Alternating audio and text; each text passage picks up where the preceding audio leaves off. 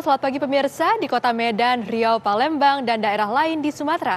Selama 30 menit ke depan, kami akan mengabarkan informasi menarik dari wilayah Sumatera dan sekitarnya. Bersama saya, Jasmine Rahmadi, inilah kabar Sumatera untuk Anda.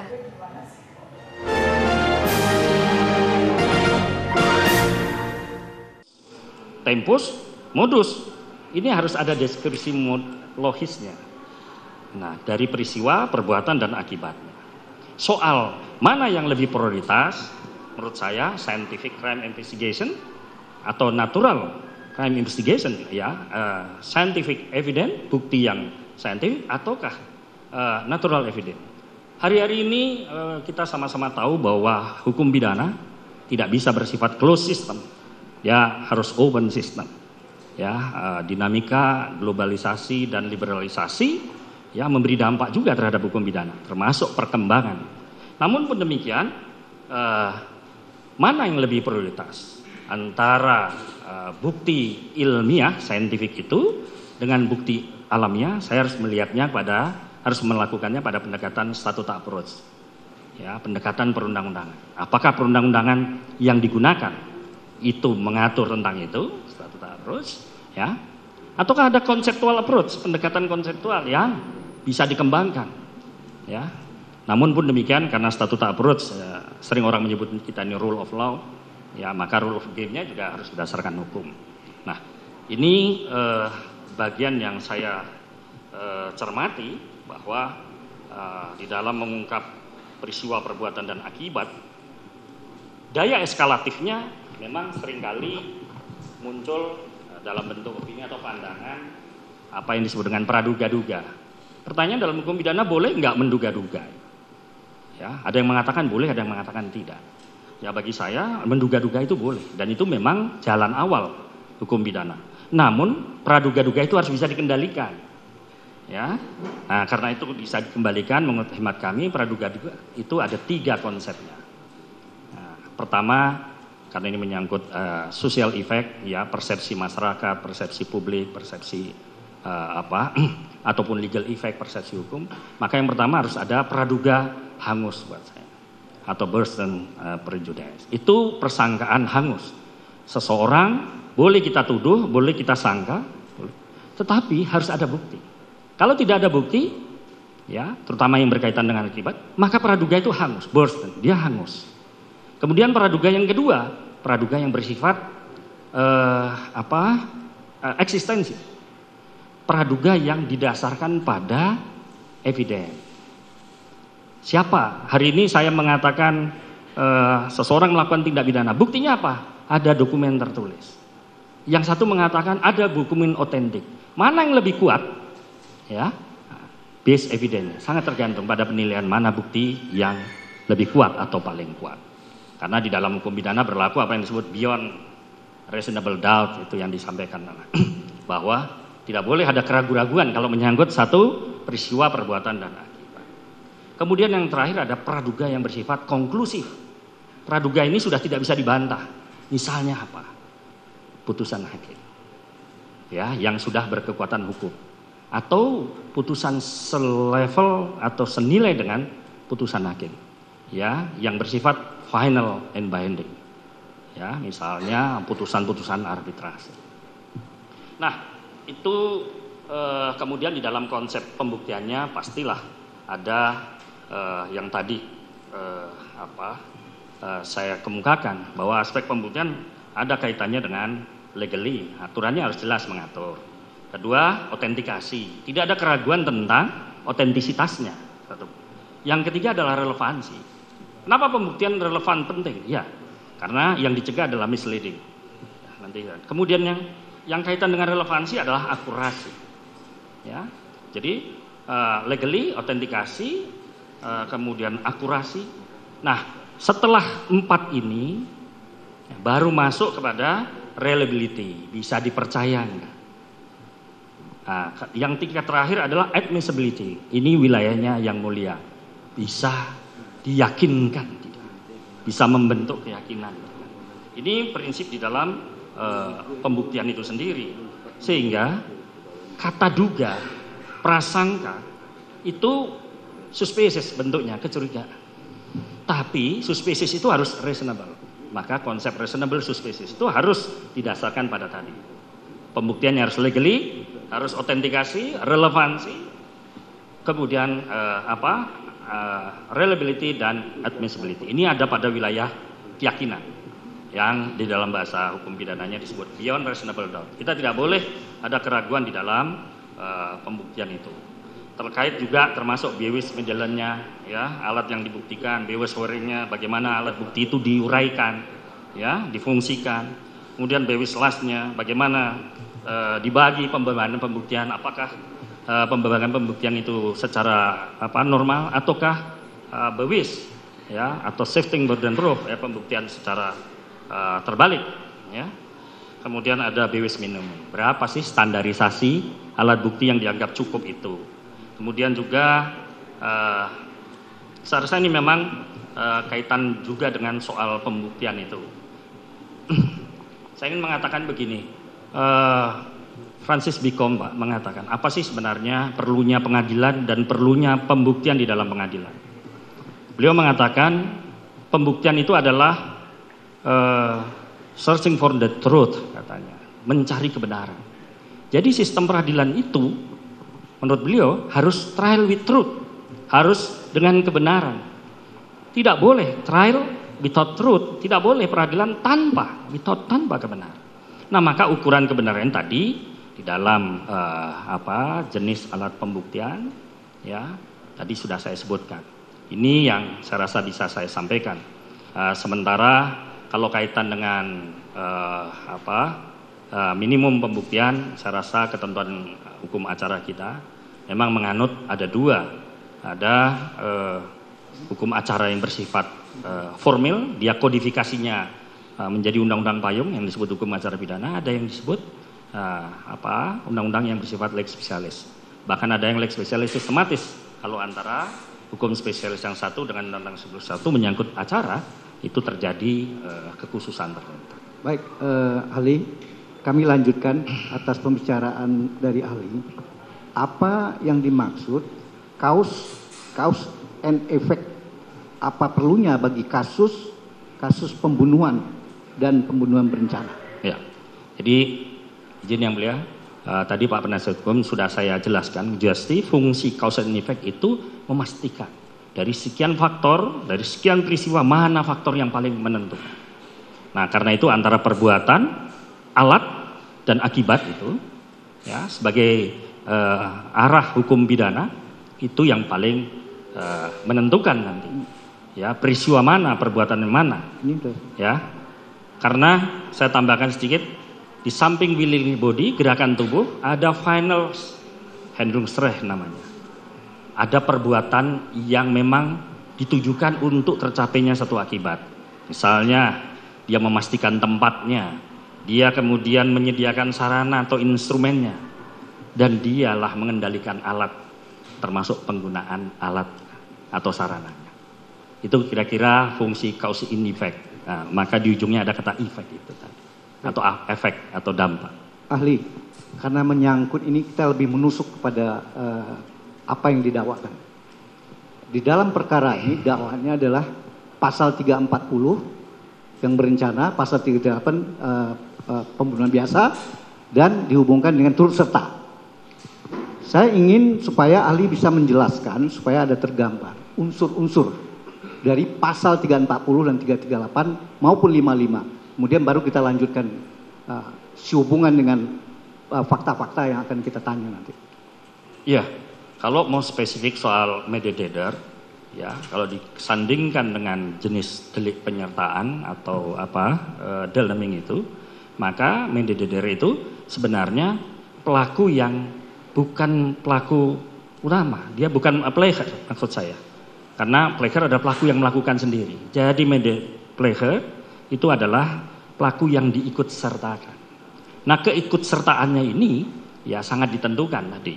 Kalau bagi saya sebenarnya supaya lebih konkret ya, harus ada ya keseikut sertaan di dalam mencapai tujuan. Harus ada kesertaan di dalam intention, di dalam niat atau foremennya. Ya, harus ada keikutsertaan di dalam directing mind-nya. Minimal ketika diperintah atau diminta ya, dia memiliki kesamaan, bahasa saya kesamaan visi, ya, menyangkut tujuannya. Dan yang berikutnya adalah kesamaan instrumen yang digunakan. Misalnya si orang yang meminta untuk melakukan itu atau yang mengajak atau dia ikut serta, ada kesamaan instrumen. Misalnya instrumen atau sarana yang digunakan, dia kendaraan, sama kendaraan. Tapi kalau kaitan dengan instrumen yang menentukan, ya kalau itu pistol, ya pistol yang sama. Ya, kalau itu pisau, pisau yang sama. Jadi misalnya saya berikan contoh, Pak. Dalam kasus yang terkenal, katakanlah tart hunt. Ini kan baru tahun baruan ini ya, kasus kue tart. Jadi ketika ada seseorang, ya sebenarnya kita ingin selebrasi, ya kasus ini ingin merayakan. Tapi kemudian di dalam batinnya atau niatnya dia ingin melakukan tindak pidana. Maka dia bilang saya ingin bunuh. Di dalam kue tartnya dia minta si pelaku pesertanya ini untuk ya menaruh racun, ya menabur racun. Kemudian kue tart itu dikirimkan ke rumah itu. Katakanlah pada saat itu sedang merayakan tahun baru, maka kue itu ternyata tidak hanya dimakan oleh si orang yang dituju, tapi bisa terjadi atau yang disebut dengan eventual kemungkinan kepada keluarganya.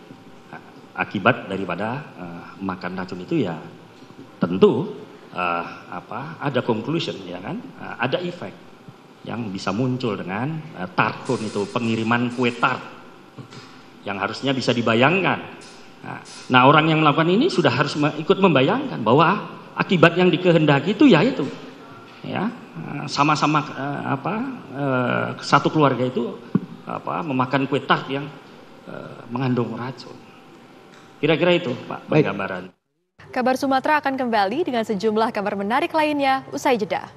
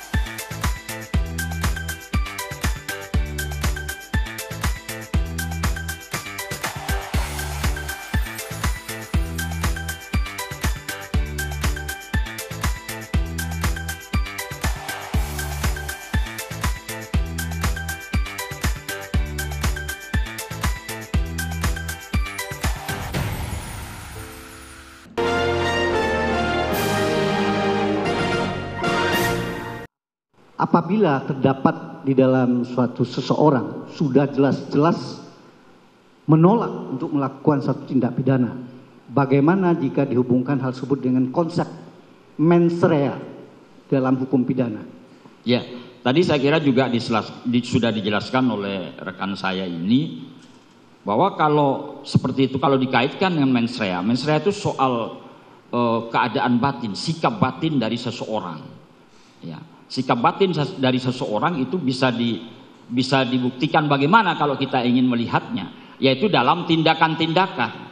Tadi itu dikatakan ini menyangkut juga pada pengertian Dunplegen misalnya. Itu berbuat. Dunplegen itu alat yang digunakan itu harus berbuat. Jadi dia harus punya tindakan. Dan Dunplegen itu, di dalam Dunplegen itu alat tadi itu tidak bisa dijatuhi atau dipertanggungjawabkan secara pidana. Makanya ini sudah dikaitkan pula nanti misalnya apakah di situ ada perintah jabatan, overmah, kemudian orang yang tidak mampu bertanggung jawab dan sebagainya itu. Nah, itu adalah implementasi. Adalah perbuatan, misalnya terjadi penolakan, itu pasti berkaitan dengan sikap batin seseorang. Nah itu dasarnya di situ. Kalau ini fakta, dia sudah mendengar, walaupun dia masih ragu, dilakukan apa terhadap seseorang yang tersebut. Kemudian karena dia masih pegawai, dia masih terikat dengan kuasa relasi. Kemudian dia memanggil.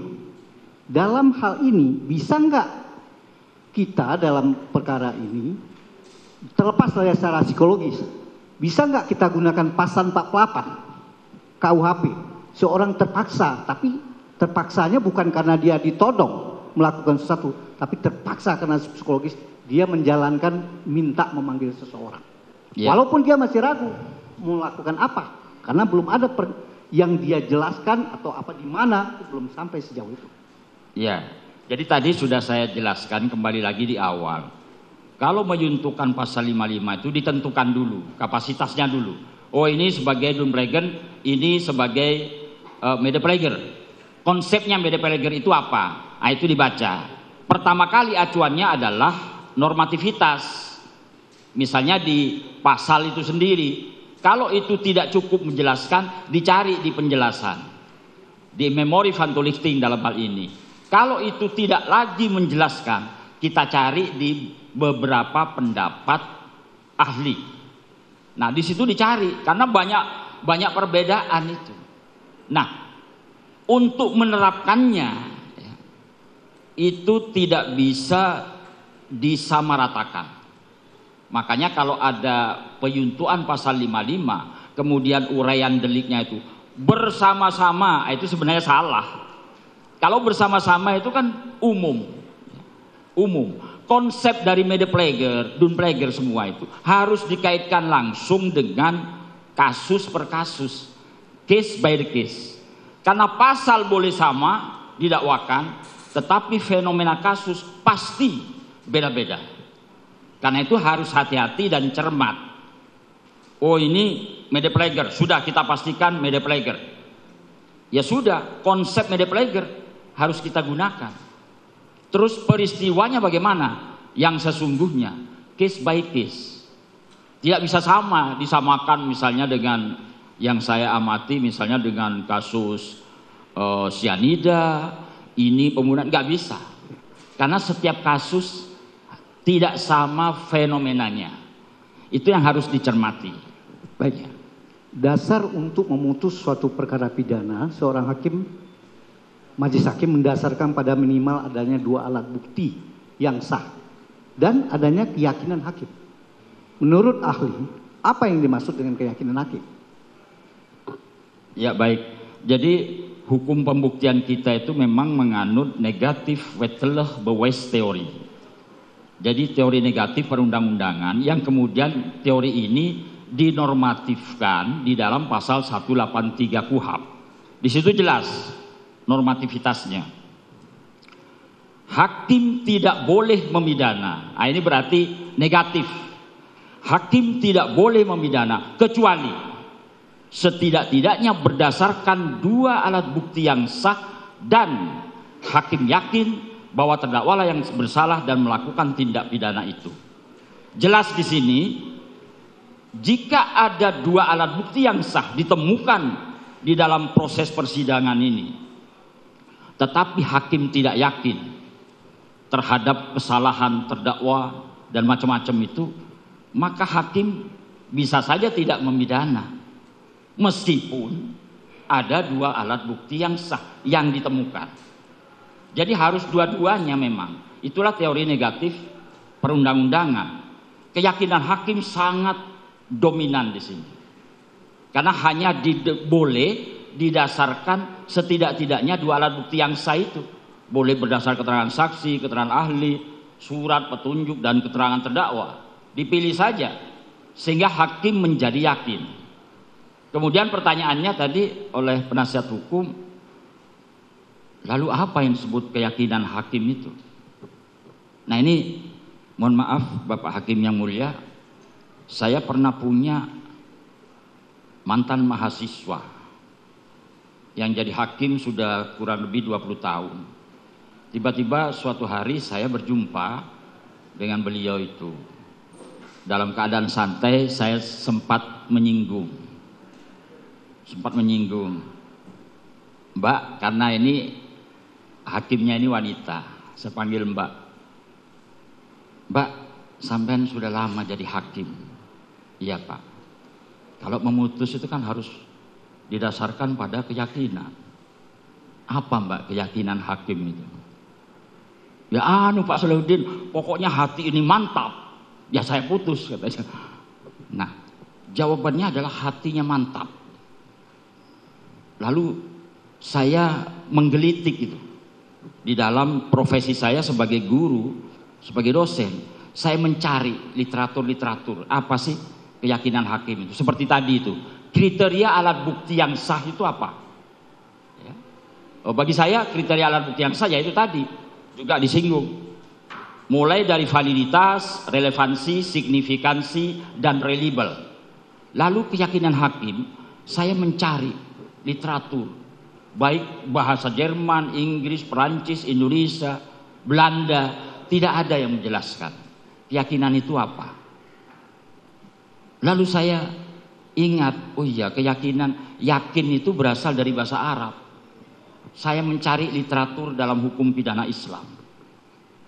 Di situ hanya ditemukan bahwa yakuna yakunu yakinan, suatu ketetapan hati yang mendalam dari hakim. Hanya begitu. Kemudian saya juga merenungkan, ini adalah istilah dari bahasa Arab. Lalu saya membuat kualifikasi soal keyakinan hakim. Keyakinan hakim itu kualifikasi pertamanya adalah ainul yakin. Kalau hakim sudah melihat ada dua alat bukti yang sah, dipilah-pilah dan dipilih, oh ini alat bukti yang sah, kelihatan sudah, ya sudah, yakin saya.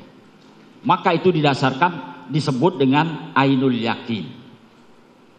Lalu saya naik kepada kualifikasi kedua. Keyakinan hakim itu disebut dengan hakul yakin. Jadi tidak cukup dengan ainul yakin, ada hakul yakin. Hakim bisa menerobos kaidah di balik norma. Sebab norma-norma itu di baliknya adalah kaidah. Ada suatu hak yang lebih hak, kebenaran. Makanya di dalam memutus, hakim melihat, menembus dari hal-hal yang berada di permukaan. Itulah yang disebut dengan hakul yakin. Tidak cukup hakim melihat di permukaan. Ada kebenaran di balik norma. Itulah disebut kaidah. Itulah keputusan hakim, keyakinan yang didasarkan yang disebut dengan hakul yakin. Lalu yang ketiga, kualifikasi keyakinan hakim itu adalah husnul yakin. Ini menyangkut soal kepatutan, kelayakan, kepantasan dari suatu peristiwa yang kemudian dipikirkan oleh hakim. Ini pantas enggak? Ini patut enggak? Sehingga putusan ini, keyakinan hakim ini disebut dengan husnul yakin. Dan kualifikasi yang keempat, ini adalah kualifikasi tertinggi dari keyakinan hakim yang saya sebut dengan nurul yakin. Keyakinan yang didasarkan kepada cahaya ilahi, tumbuh dan berkembang serta timbul dari hati yang paling dalam seorang hakim. Maka saya berpendapat keyakinan hakim haruslah nurul yakin, terutama hakim yang menjabat sebagai hakim agung dan hakim Mahkamah Konstitusi. Semua keyakinannya didasarkan sehingga masuk pada kualifikasi nurul yakin. Pemirsa, kami akan kembali hadir dengan sejumlah kabar menarik lainnya. Tetap bersama kami.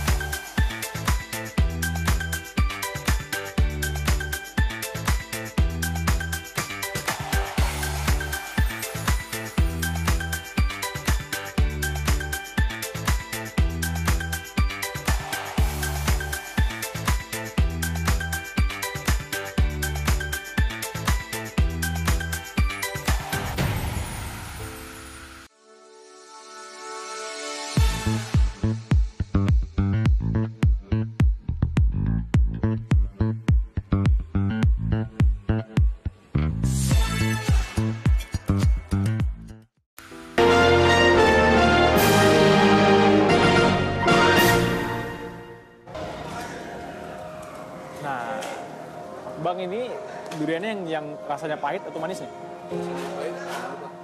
Ini yang pahit ya? Yang pahit, dia kan Yang agak kuning-kuningan. ini manis, dia kering, kuning.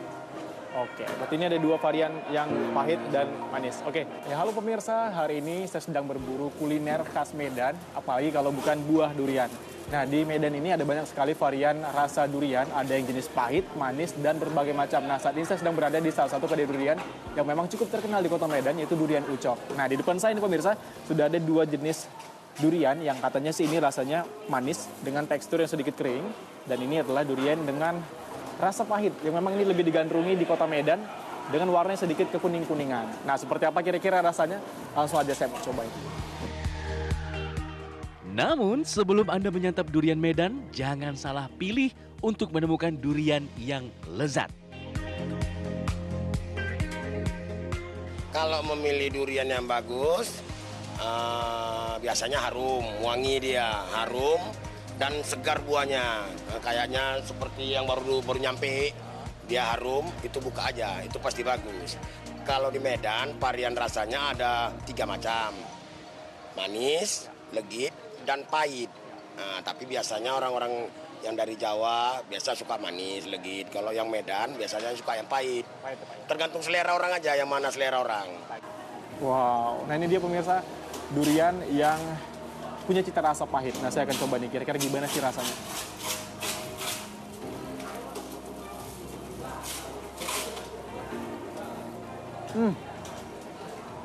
Ini teksturnya legit pemirsa. Rasanya juga memang nggak begitu pahit, tapi memang ada sedikit rasa manis dan pahit. Jadi tercampur manis dan pahit maksud saya. Dan ini memang lezat sekali. Untuk satu buah durian dibanderol dengan harga bervariasi, mulai dari Rp50.000 hingga Rp100.000 per buahnya, tergantung ukuran dan kualitas. Kebetulan suka, karena kan durian ini khas dari Medan, Bang.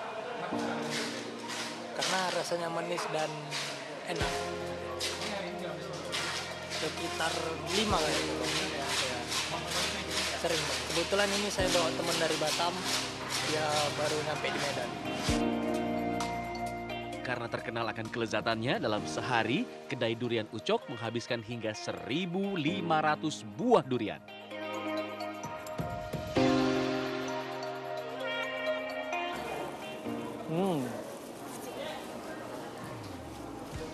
Nah, pemirsa bagaimana? Pasti Anda tergiur kan lihat saya makan durian.